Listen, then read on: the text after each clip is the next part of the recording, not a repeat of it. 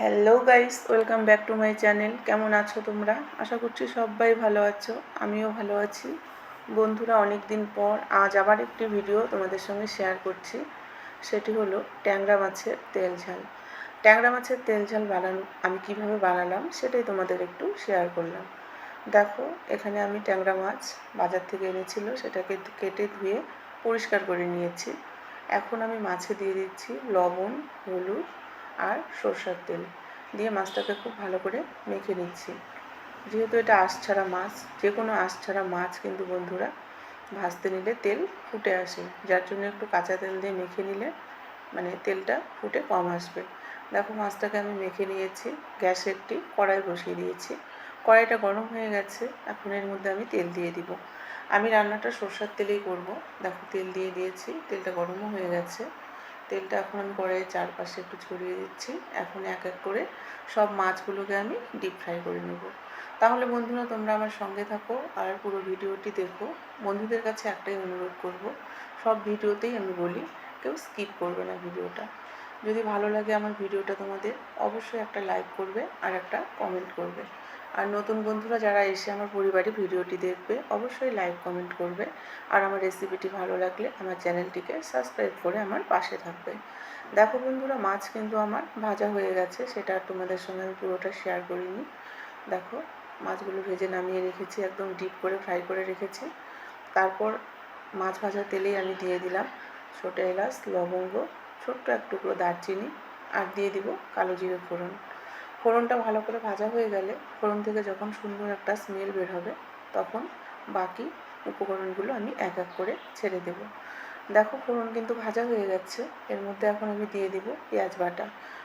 আমি দুটো পেঁয়াজ বেটে রেখেছিলাম বড় সাইজের, সেই পেঁয়াজ বাটা দুটো এর মধ্যে দিয়ে দিলাম।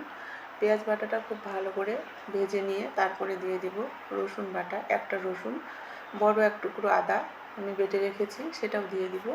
দেখো, রসুনের পেস্ট দিয়ে দিলাম। এখন দিয়ে দিব আমি আদার পেস্টও দিয়ে দিলাম। তাহলে পেঁয়াজ, রসুন আর আদা পেস্ট আমি খুব ভালো করে ভেজে নিব, কাঁচা মশলার যেন গন্ধটা না থাকে। দেখো, আমি ভালো করে ভেজে নিচ্ছি।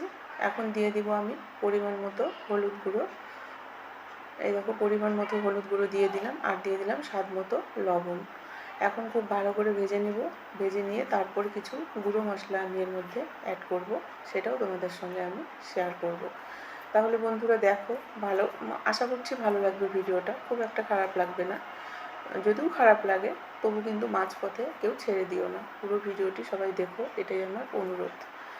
দেখো, পেঁয়াজ, রসুন, আদা, টমেটো কিন্তু ভাজা পেঁয়াজ, রসুন, আদা আমার মোটামুটি ভাজা হয়ে গেছে। আর এখানে দেখো, 1 টেবিল স্পুন ধনে গুঁড়ো, 1 টেবিল স্পুন লঙ্কা গুঁড়ো আর 1 টেবিল স্পুন জিরে গুঁড়ো আছে, সেই গুঁড়ো মশলাটা দিয়ে দিলাম এর মধ্যে আমি। এখন গুঁড়ো মশলাটাও খুব ভালো করে আমি ভেজে নিব। তারপরে দিয়ে দেব কেটে রাখা টমেটো। দেখো, দুটো টমেটো আমি টুকরো করে কেটে রেখেছি, সেই টমেটোর টুকরো দুটো এর মধ্যে ছেড়ে দিলাম। এখন টমেটোটাও খুব ভালো করে ভাজবো। দিয়ে দেবো এর মধ্যে একটু গরম জল। আমি গ্যাসের এক পাশে কড়াইয়ে গরম জল বসিয়ে দিয়েছি, সেখান থেকে একটু গরম জল দিয়ে দিলাম মশলাটাকে কষানোর জন্য। দেখো, এখন গরম জল দিয়ে সমস্ত মশলা আমি খুব ভালো করে কষিয়ে নিব। যতক্ষণ মশলা থেকে একটা তেল ছেড়ে না দিচ্ছে, ততক্ষণ কিন্তু মশলাটা খুব ভালো করে ভাজতে হবে। তোমরা সবাই জানো, আমি শুধু একাই জানি না, আমি তেমন কিছু রান্না করতে পারি না বা পাকা কোনো রাঁধুনিও নয়। যেহেতু রান্না করি বাড়িতে, তাই তোমাদের সঙ্গে একটু শেয়ার করি। তারপরে দিয়ে দিলাম, দেখো, কয়েকটা কাঁচা লঙ্কা একটু ঝাল ঝাল হওয়ার জন্য, আর দিয়ে দিলাম ফেটিয়ে রাখা টক দই। এখানে 2 চামচের বেশি টক দই আছে, সেটাকে ফেটিয়ে রেখেছিলাম, সেটাও দিয়ে দিলাম। এখন সমস্ত কিছু আমি খুব ভালো করে ভেজে নেব আর কি। দেখো, মশলাগুলো ভাজি, তোমরা থাকো সঙ্গে আর ভিডিওটি দেখো। বন্ধুরা, একটাই অনুরোধ করব যে সবাই কিন্তু ভিডিওটা স্কিপ করবে না, স্কিপ না করে দেখবে। আমি যখন তোমাদের যার ভিডিওই দেখি না কেন, কারো ভিডিও কিন্তু আমি স্কিপ করি না। সময় না পেলে আমি দেখব না, তবু ভালো, কিন্তু আমি কিন্তু স্কিপ করি না। স্কিপ করে ভিডিও দেখলে চ্যানেলের ক্ষতি হয়, আর ভিউজটাও ভালো আসে না, ওয়াচ টাইমটাও ভালো পাওয়া যায় না। যার জন্য যেই হোক না কেন, সে আমার ভিডিওই দেখো, যার ভিডিওই দেখো না কেন, যখনই যার ভিডিও দেখবে, পুরো ভিডিওটি একটু সময় নিয়ে দেখবে। যদি হাতে সময় না থাকে চালিয়ে দিয়ে রাখো, চালিয়ে দিয়ে অন্য কাজ করো, ভিডিওটা শেষ হয়ে গেলে একটা কমেন্ট করে রেখে দাও, তাহলেই না হয়ে গেল। দেখো মশলা কিন্তু ভাজা হয়ে গেছে। এখন আমি দিয়ে দিব এর মধ্যে ফুটিয়ে রাখা জল। দেখো ফুটিয়ে রাখা জলও দিয়ে দিলাম, বেশি জল দিব না, কেননা গ্রেভিটা খুব ঘন করে মানে বানাবো আমি, যেহেতু এটা ট্যাংরা মাছের ঝাল, তেল ঝাল হবে। খুব বেশি তেলও কিন্তু আমি দিইনি, কেননা আমরা নিজেরাই খাবো তো, বাইরের কেউ লোক আসলে, বাড়িতে কোনো গেস্ট আসলে তখন বেশি তেল মশলা দিয়ে রান্না করা হয় আর কি। যেহেতু আমরা নিজেরাই খাবো, যতটুকু পরিমাণ দরকার মানে ততটুকুই আমি তেল মশলা এখানে ব্যবহার করলাম। তারপরে দিয়ে দিলাম দেখো ভেজে রাখা মাছগুলো। এখন এর মধ্যে আমি ধনেপাতা কুচি ছড়িয়ে দেবো।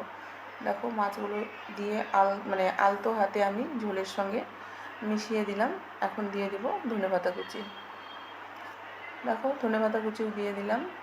এখন ধনেপাতা কুচিটাও ঝোলের সঙ্গে ভালো করে মিশিয়ে দিয়ে আমি একটা ঢাকা দিয়ে কিছুক্ষণ রান্না করে নেব।